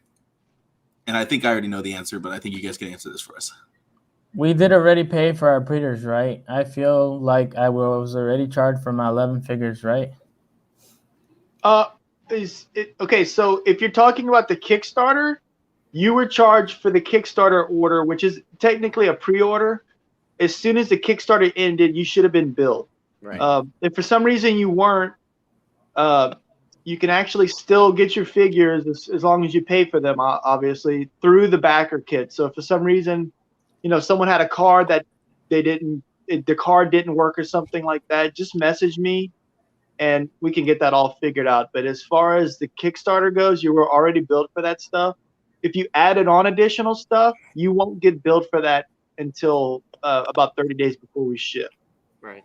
So yeah, just to clarify, like if you chose all in and you paid your 180 up front, and then if you went into your backer kit and added, let's say, another 6-7 figures, you haven't paid for those 6 or 7 figures. You only paid for your initial backer. So just make sure you remember that, guys, because you're not going to be charged for all your add-ons until 30 days before these are released, like Jason has said. And that actually gives you a great window of time to add on more stuff or get your bank right. Right. Exactly. Yeah. This is a good question here. In the 3/4 inch line, you have several figures in the Thane size category. Have you ever thought of just doing a wave of those 1/12 scale? Bear, buffalo, bison. I'm pretty sure, but take over, Jason. Yeah, absolutely. I mean, right now we're focusing on this campaign, but I actually have another wave planned out for the deluxe figures. There's not going to be as many figures. It's going to be 4 figures. Just so that the factory doesn't kill us, because it's like, don't make so many figures all at once. So that way we'll do 4 characters at bigger units, which the factory will be happy with. So I'm not exactly sure when we're gonna actually offer those yet. But if you go onto my Instagram, I think I have some of them uploaded for you to kind of get a little sneak peek of. All right, so just to clarify, go ahead, William. Sorry, it's like a follow-up question. So Okay. now I can order more and be charged a month or so prior to shipping. Yes, exactly. Yeah, So exactly. you basically have a whole year to pay for whatever you order. So feel free to, if you feel like, man, I really want like 10 figures, but I can't pay for it this month, you don't have to worry about that right now. You basically have a whole year to save up and pay for what you want. So there's really no need to wait and order what you want. You can go ahead and do it now with no worry about being charged right now, and it'll also help us figure out what our order numbers are going to be with the factory. I Dubai saw Pill. something, but it disappeared. Oh yeah, it was just so that you don't kill my wallet from Eddie. Oh right, yeah, no, you'll have Yeah. plenty of time to pay for it, so don't stress about it. Yeah. And to clarify, that's not me, Eddie. That's a different Eddie. And I was like, wait, are you chatting in the chat, dude? Yeah.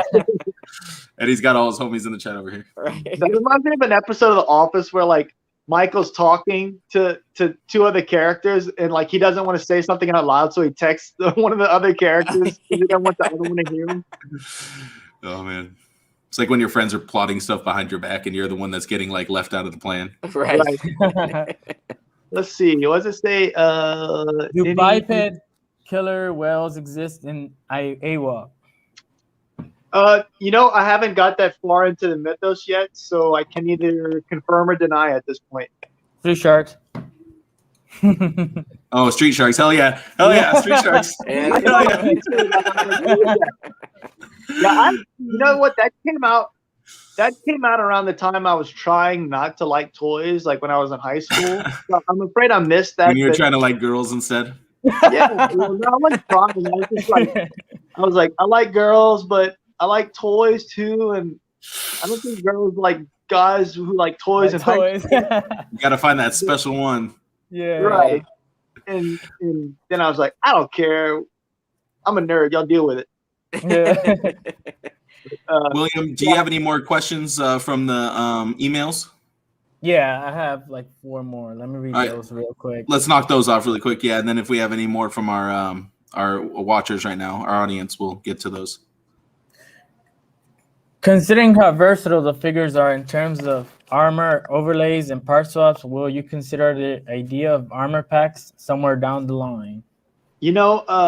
Whenever I saw that question, I was like, yeah, let's do it. But I need to talk to the factory about it and find out. But I love the idea, so I can't see why we wouldn't, Yeah. So yeah, we'll probably do it. I just have to get the okay from the factory to find out what kind of quantities they'll need and to really figure out what the demand for that is, And I think once the figures start getting in the fans' hands, we'll figure that out relatively quickly. Right. I think there's a lot of factors that go into the armor packs because you have different body molds and things like that too to consider. Right. So Right. fur sculpts and things like that will get in the way. So All right, next question. Is there a place for blast magic energy effects in the line? Yeah, absolutely. I had mentioned a female character earlier, and the artwork doesn't show it, but Mala's gonna, she'll introduce magic effects into the line. So yes. keep watching. Next question. Any plans for an animated series? Hell yeah. I would Yeah. love that.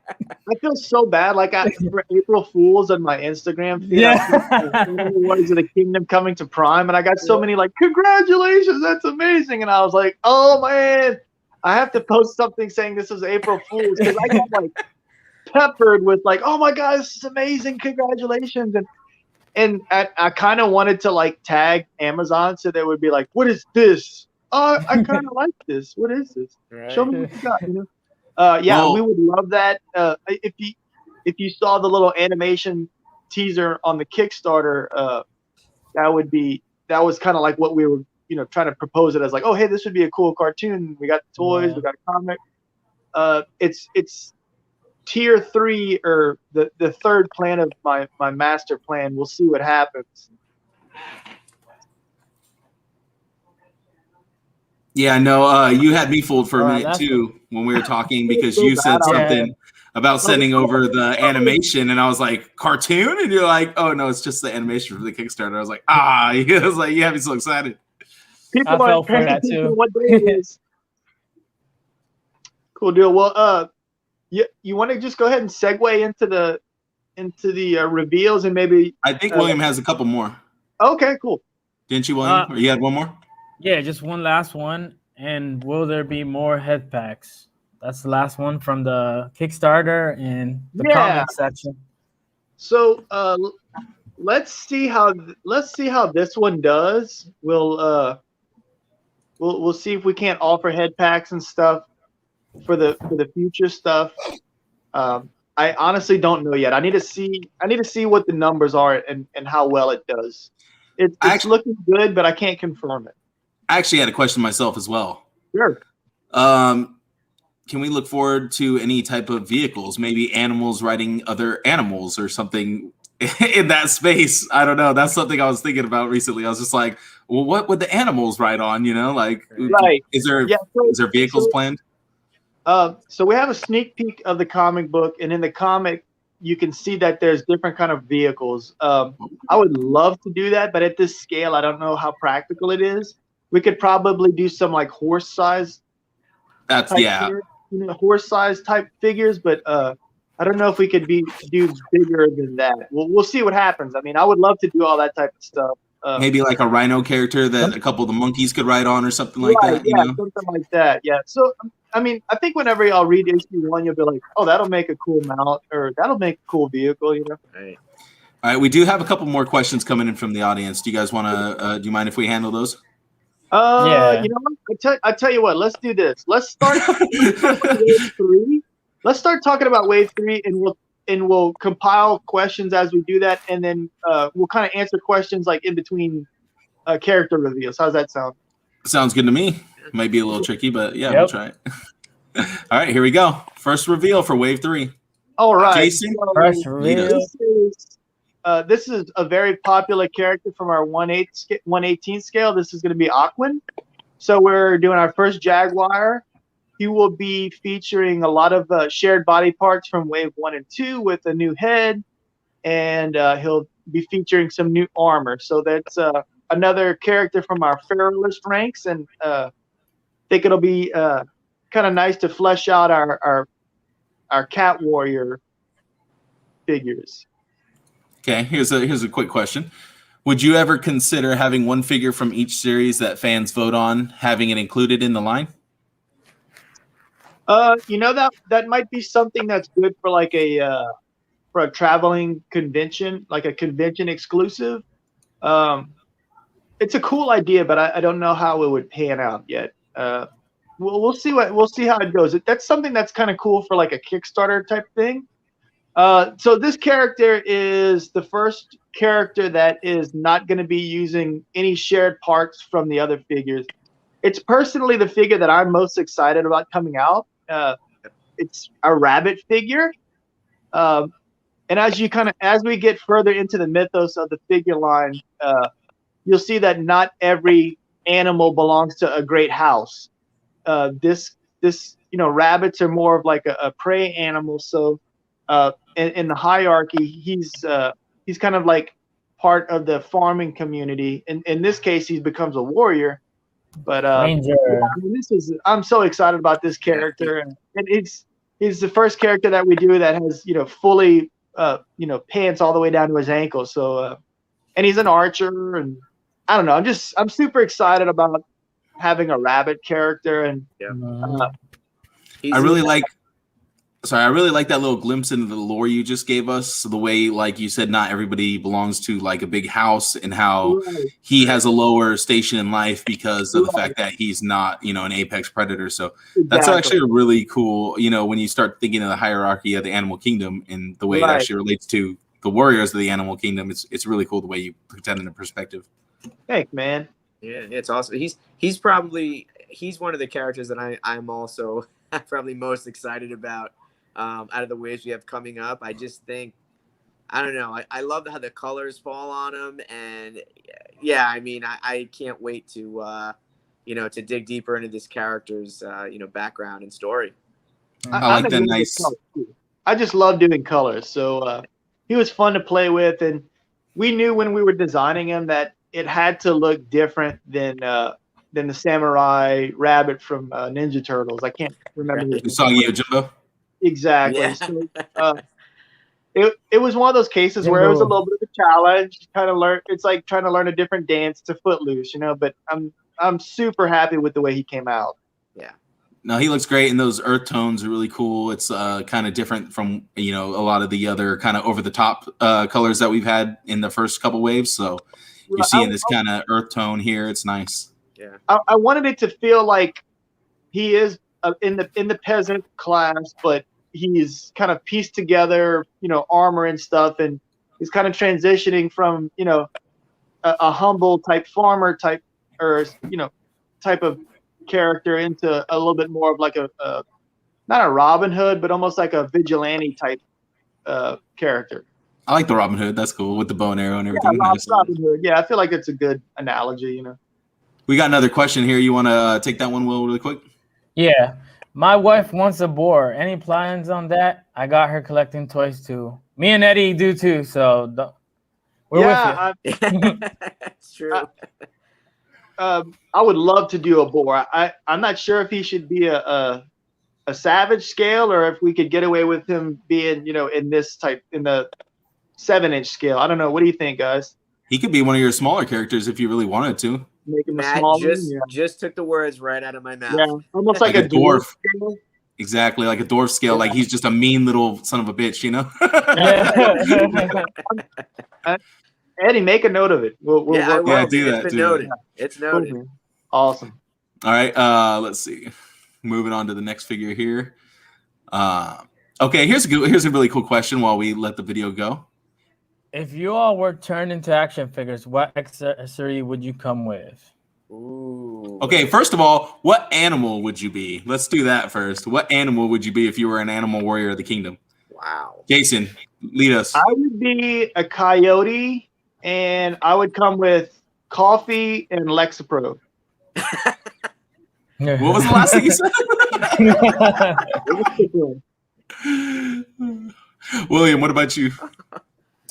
I always like the white tiger and dual swords. Okay, nice. Dual wielding. All right. Eddie, what about you? I think I'd be a bear. And I would probably take... Eddie sleeps a lot. Yeah, that's right. I do sleep a lot. I think I'd be a bear, and I would probably I'd probably go to two-handed axe for my weapon. Oh yeah.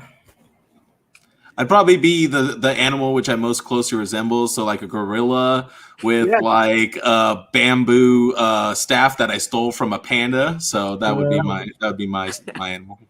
You should customize paint into that. I'd love to do a savage class panda warrior. That'd be awesome. Hell yeah. Really cool.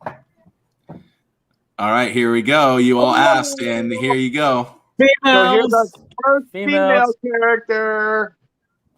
So, yeah, I wish I had thought to put her magic blast effects and stuff, but, she's an elemental type magic wielder, so you can kind of guess what kind of magic accessories she'll come with. I'm so excited to make that character. I'm really looking forward to making her. She is the leader of the Chinari clan, so Pale's our main hero, but she's Pale's mom, and she is the leader of the Chinari, so it'll be exciting to offer such a kick-ass female character out of the gate. Yep. And like you said, she'll be the one that introduces like the magic effects and things like that. Right. Exactly. Yeah. Everybody is going crazy for the Wave 3 and 4 reveals right now. People are loving Kanji. Well, good. I think Eddie and I we really like the feel, and it's so cool to be able to introduce Rabbit character. And I also like that he's kind of a thinner body type, Yeah. One of the things that's really important to me about the line is being like inclusive and representing of all the different kind of body types that the animal kingdom has. Like not everyone's going to be an apex, superhuman Captain America body type. It's nice to have that thinner build, and then I want to have a more heavy set build. I think we took care of that with Thane, but we're going to explore it more with rhinos, and like you said, rhinos and characters like that. All right, here's a good question. If it was a cartoon, who would you all voice? Ooh. Who would? You know what? I'm gonna let Eddie take that because I have no idea. I think Jason and I did talk about this for a brief period of time. Vero Atlas. Yeah. I definitely want to give Vero a go because he's my tribute figure. I think I would make a decent Lexion, and I might make an okay Pale if I change my voice a little bit. But it would probably be between those three. I don't know if I could pick just one, to be honest. I think you'd make an awesome Pale. I think that would be awesome. Yeah, thanks, man. Yeah, I think I could get him down. I'm good with like a couple of grunts and things like that. So, right. So I might be able to swing it. But what about you, Will? Who would you be? I'm Eddie's bro, so I'm going with Atrio. Nice. Atreyu, yeah. No, I don't know who I would be. You know what? Whenever we reveal him, I'll say who I think I would like to be. Okay. But when it pops up on the screen, I'll say that's the one I think I could voice. All right, let's see who we got next then. Let's see. Somebody said animals ride on humans. Steven said that. All right. I was thinking the same thing actually. So this is gonna be the last figure from Wave 3, and you'll notice what we wound up doing was offering 2 fully new sculpts, as well as 2 figures that have shared parts from Waves 1 and 2. This is gonna be something that I think will be fun to kind of incorporate into your Fang Torn clan, this is actually the first entry into the Fang Torn, which is basically canines, wolves, dogs, coyotes, hyenas, stuff like that. I feel like this is going to be a nice little army builder figure. He's kind of like just a thug, So in the hierarchy of everything, as the story starts, it's that the apes are at the top of the food chain, and the cats are a very close second, and then we move on to the canines, which are they're kind of, we're not really sure if they're going to be on the good guys side or the bad guys side, and there's almost kind of like a mini civil war going on in their house. So this one's going to fall into the bad guy section of that house.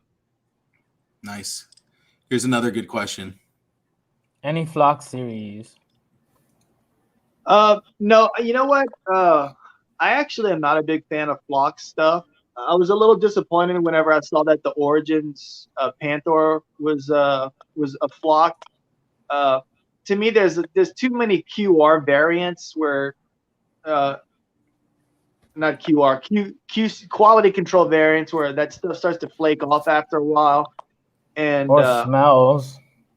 I've never had it to where it smells, but the stuff peeling off, and then the biggest thing that I'm not a fan of is it covering all the beautiful sculpting. Well, William's saying that it smells probably like if somebody's a smoker, that smell would probably get trapped in that flocked or any kind of smell. Okay, see, I hadn't even thought about that. Yeah. What's this say? Is there what's it say? Is the knife on Kanji's armor removable? Like the little knife he had on Kanji? Obviously, it's just a drawing right now, but yeah, it's just a drawing right now. We have to figure it out. I'm not sure yet.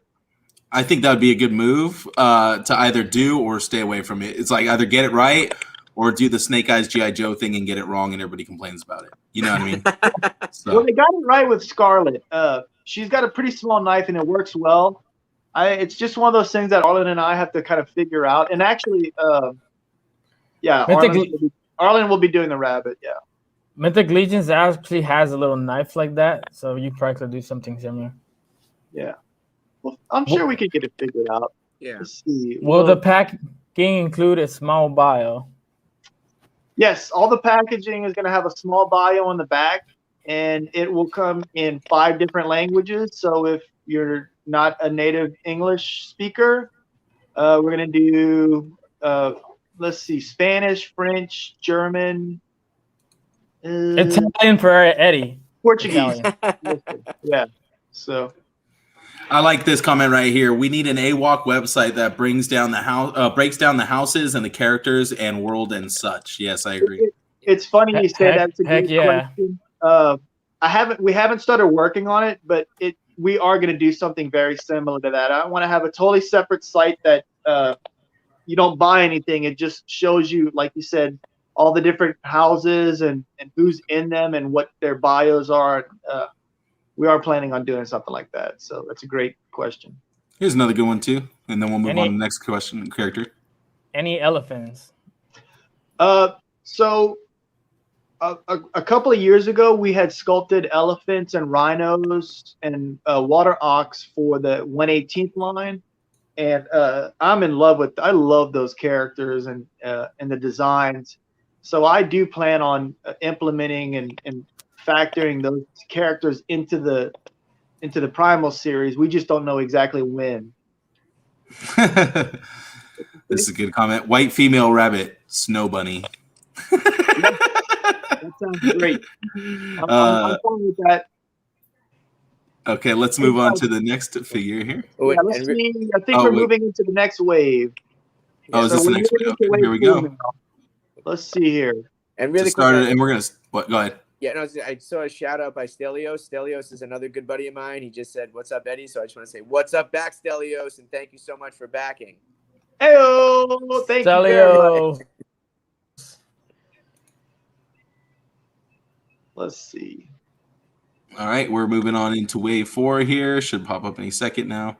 Let's see. Ooh. What about a honey badger? Because they don't give a. All right, here's the wave 4 right here. So this is going to be our first bird figure, and this is the character I think I could voice. Yeah. I'm excited about this character. He's our first bird figure. I think it looks epic. Offering that type of character will open up a lot of possibilities with, already having the wings sculpted for different bird characters. And let's see. I'm trying to look and see. We were talking about like his hat and his little how you plan to pull off his right. His hat's going to be removable. I'm not sure. I think we're probably going to have to do soft goods for his cloak in order to, maintain the standard of articulation that we want to keep. Yeah. So he'll probably be our first figure featuring soft goods as well. He gives me such a Raiden feel. Oh yeah. Yeah. I feel like Raiden kind of cornered the market on that type of hat. Right. Yeah. Exactly. So you are thinking about soft goods now, huh? I'm on the fence, man. I'm not sure yet. I'm pushing him over I'm trying to push him over the fence, you guys. I've been trying to push him. I'm looking at the character design, and I can't see a way around it. So we'll see. We'll see what happens. All right, we're gonna move on to the next one as soon as it pops up. Love the bird, Stelio says. Stupid username says love it. He's gonna be buddies with my Gothotrophilus Raven. There you go. Nice. Yeah. Companions.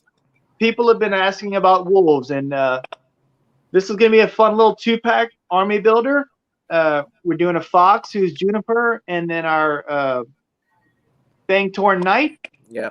So you're gonna get a wolf and a fox at the same time. I could not wait for Juniper to get made. I know, right? We've been trying to make that character for quite a while now. He didn't get produced in the 1/18th scale. He might eventually. But it's so exciting to be able to finally get to that character. Eddie and I have been talking about him for a couple of years now. Yeah. And I'm very, very happy to be able to say, yes, we are going to be doing wolves. If you're concerned about the feet on this mock-up, they're going to have canine feet. Don't worry about that. We just I didn't even notice that until just now. Yeah, we're just doing the kind of paper doll thing where I had just dropped that armor on there, and I accidentally put it on one of the 8 bodies. And after I was like, oh well, we'll just mention it, Here's another question coming at you. Can we get a giraffe bath? Yeah. I feel like that's the only way we could do a character that big. You know what I mean? Yeah. What's funny is I had talked about doing Thane as a bath, and then the factory was like, "Are you crazy?" General So, Mambo.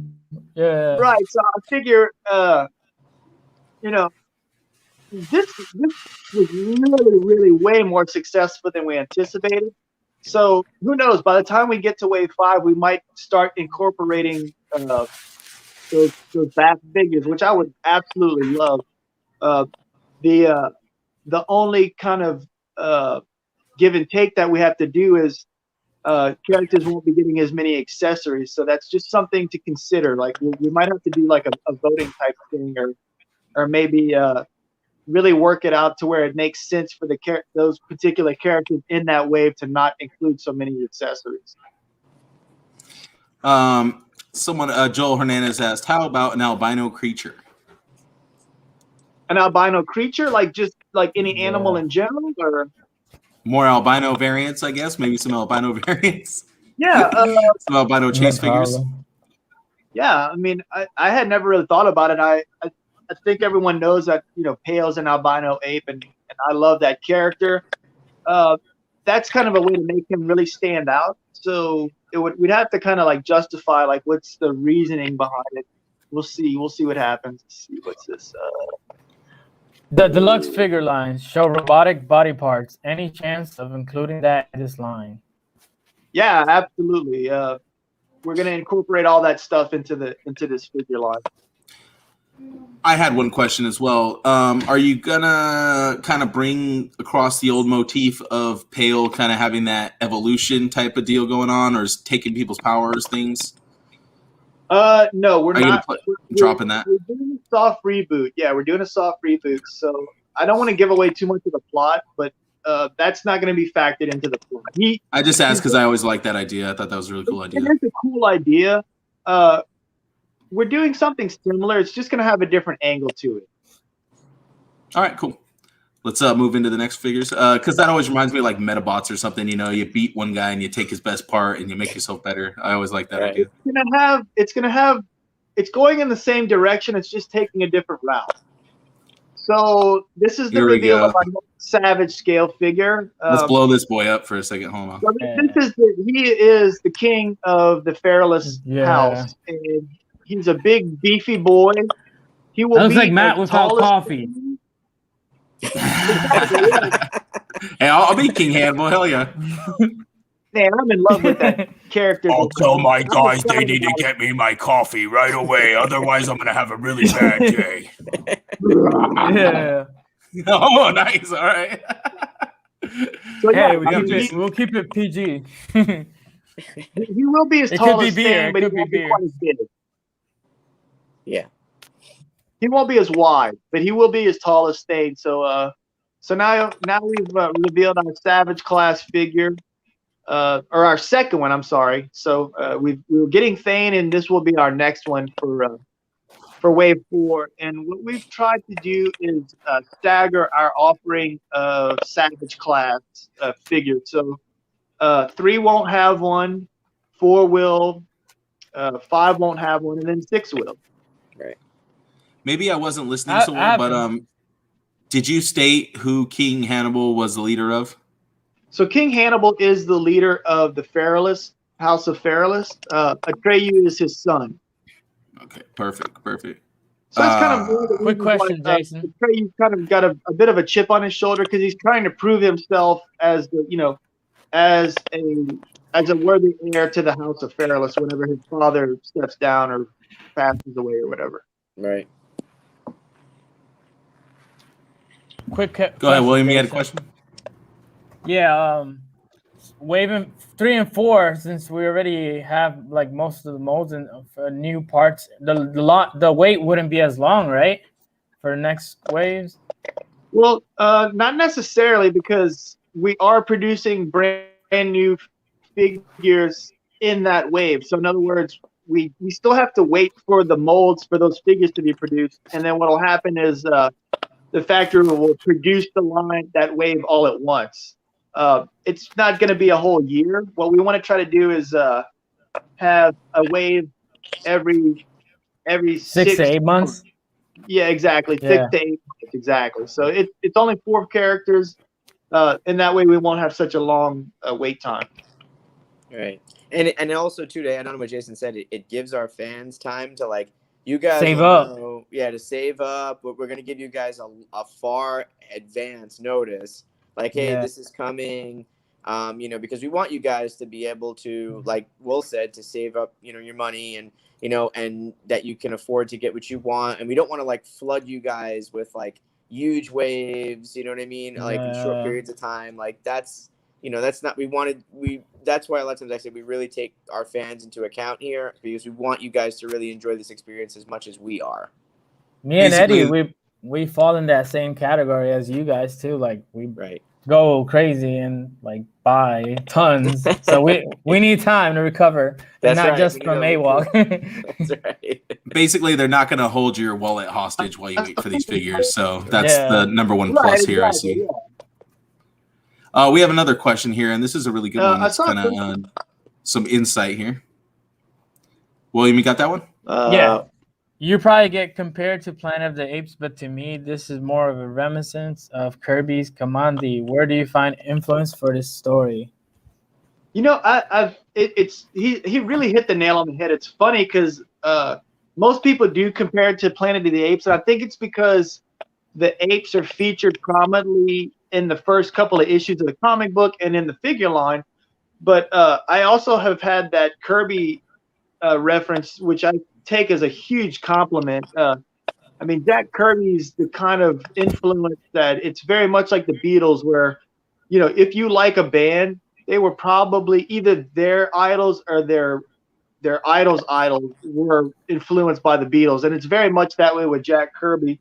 And what's funny is I didn't realize that I was influenced so much by Kirby until people started pointing it out. And then I started kind of digging and researching his portfolio. I mean, it's prolific. We wouldn't have the MCU without him.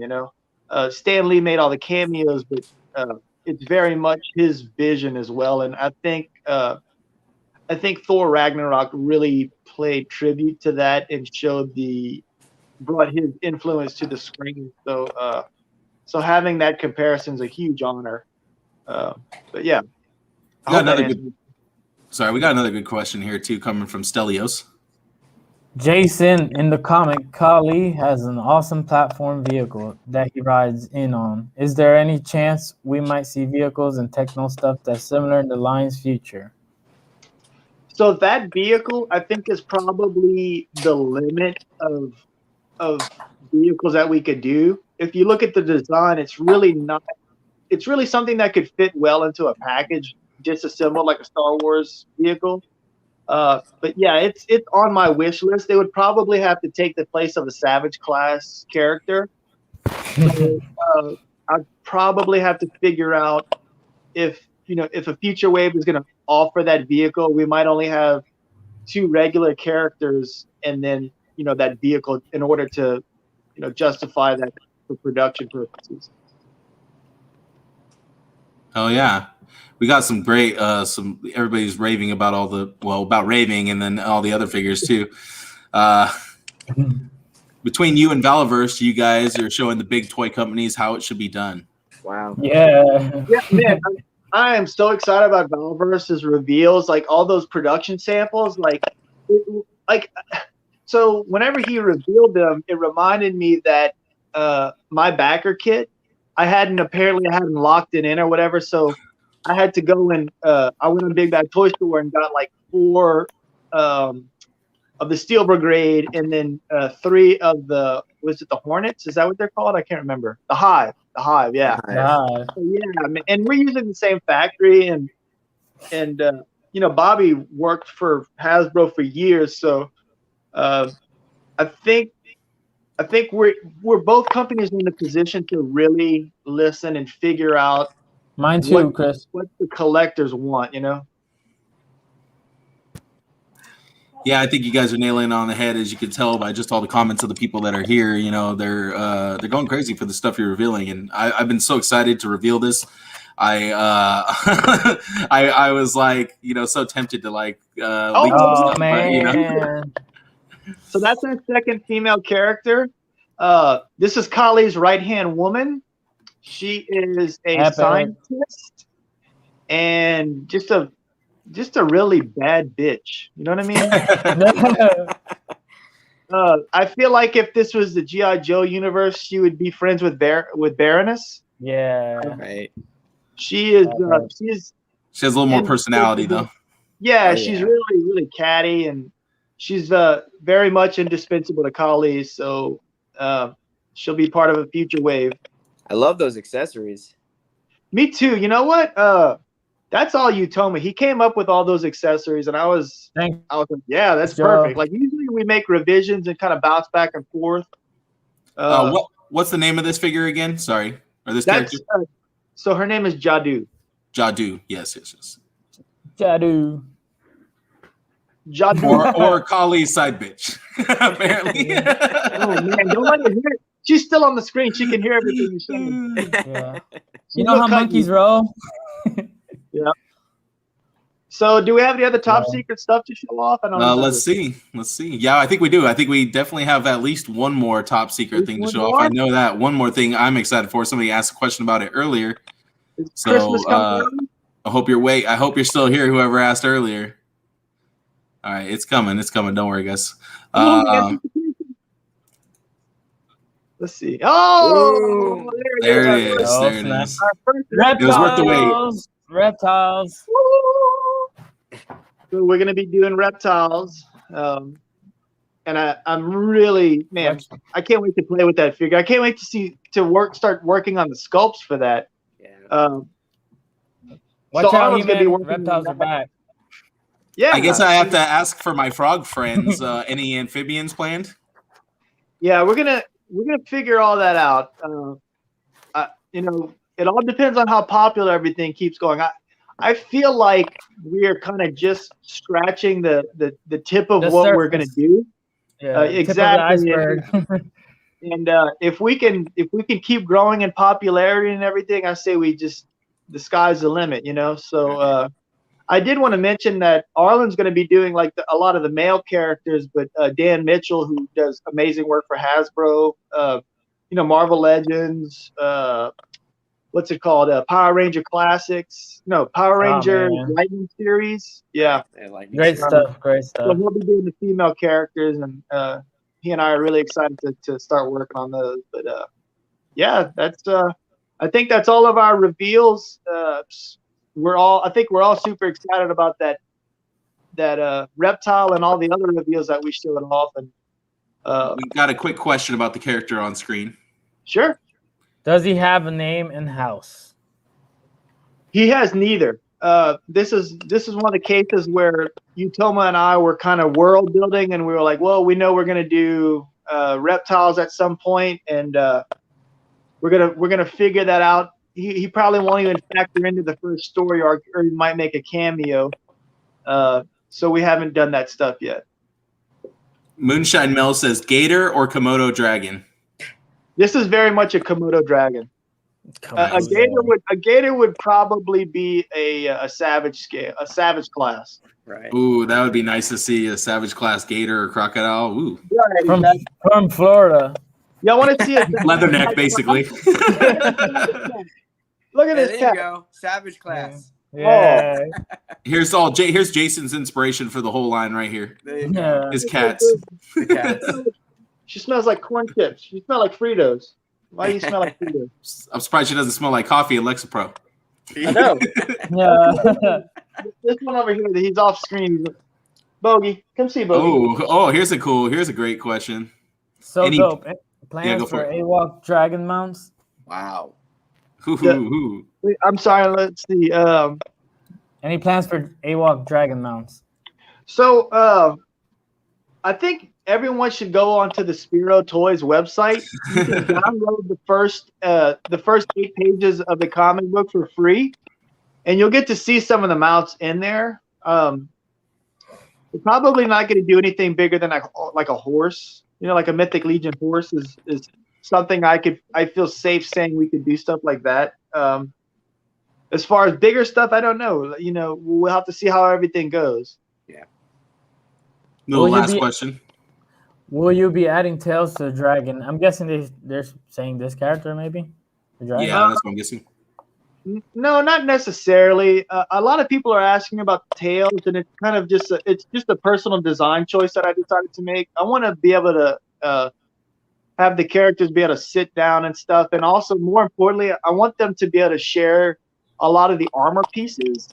So obviously the skirt's not on him, but with the skirting on the back, there wouldn't be any way for the tail to come through that skirting. I want to share this comment with you because it's funny. I can see them popping up, but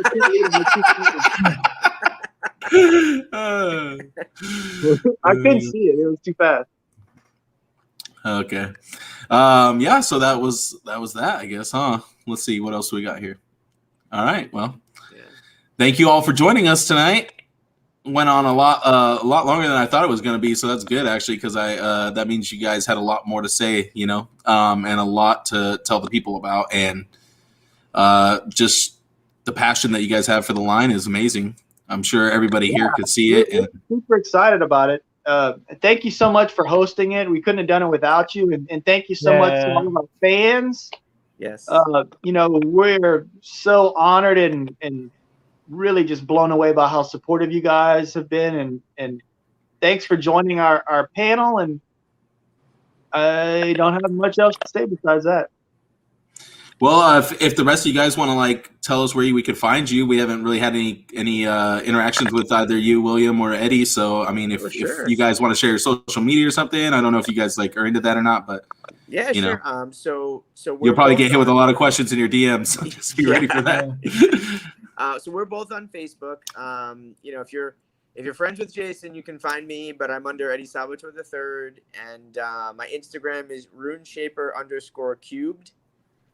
Is my Instagram name. Either one of those, if you find me, you can follow me, reach out to me, ask me questions, comments. We're always open to hearing, what you guys like, what you'd like to see in the future, ideas you have for the line, or even if you just want to talk toys, we're available.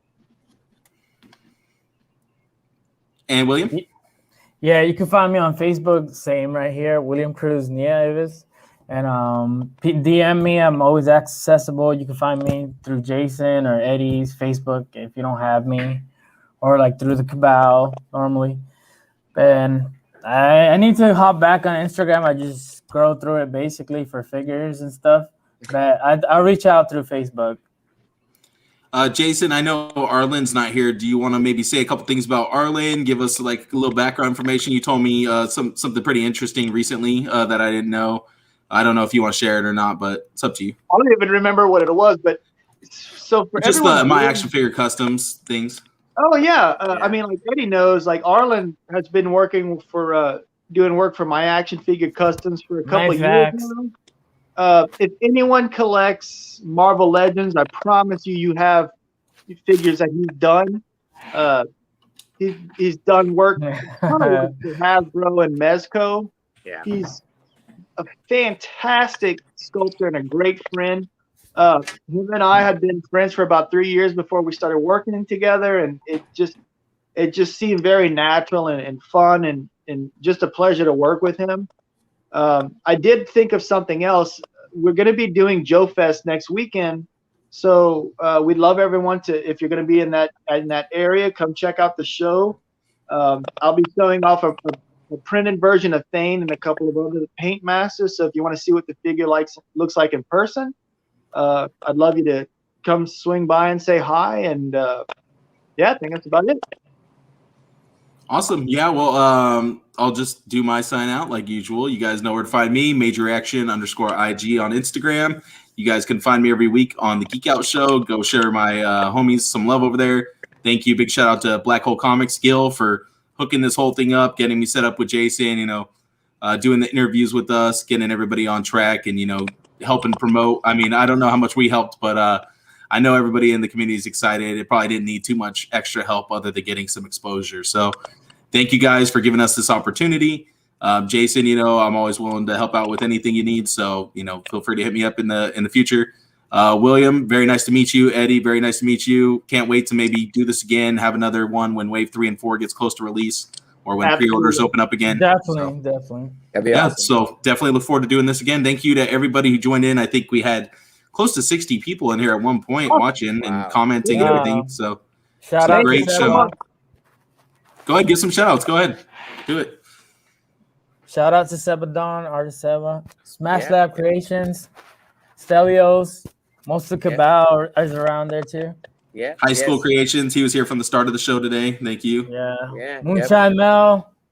Moonshine Mel, saw him chime in. Thank you. Yeah. Stephen Shanks and definitely, like I said, Arlen's not here, but Arlen's camping. Yeah. Arlen is amazing. He really is.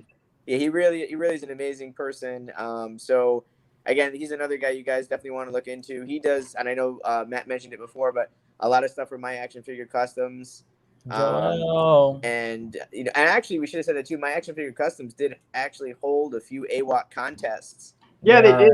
During our Kickstarter, they gave away some exclusive items. So yeah, I want to give a shout out to them too. They make awesome 3D printed stuff. I actually got one. I got lucky. I think they're the best. Like they're hands down amazing. Yeah. Their quality is top notch. Yes. No one even comes close. Right. And if you like My Action Figure Customs, I think you're going to be really blown away with what William's coming up with. So I'm super excited about it. I don't think I can say anything else. Yeah, no, I can't either. We better stop talking. I think you guys said enough today. I think you guys really showed out today and kind of like brought some stuff to the table that I don't think anybody was expecting to see all the reveals that we got today. I've been holding this back for almost a month now, these reveals, and I've been just like boiling on the inside to want to talk about this stuff. So I'm glad we finally got the time. Obviously, if you guys want to talk about any of the things you saw here with me, feel free to hit me up in the DMs on Instagram. Send some, if you guys have any comments or anything you want to get through to these guys, you can always let me know too. But thanks you guys for joining in. Everybody have a great night. Shout out to these awesome dudes for joining us and giving us over 2 hours of their time. So thank you guys. Thank you. Everybody have a great day and happy Father's Day to you guys too. Yeah, happy Father's Day. Thank Enjoy. you. All right, you guys have a great weekend. Thank you. Thanks, Matt. You too. And thank you to everybody who backed the Kickstarter. Thank you guys so much. Thank you so much. Thank Fully you. funded, broke all the stretch goals, unlocked everything. That's Look for sure. forward to 4 waves of awesomeness and much more after that. Yes. All right. See y'all later. Bye.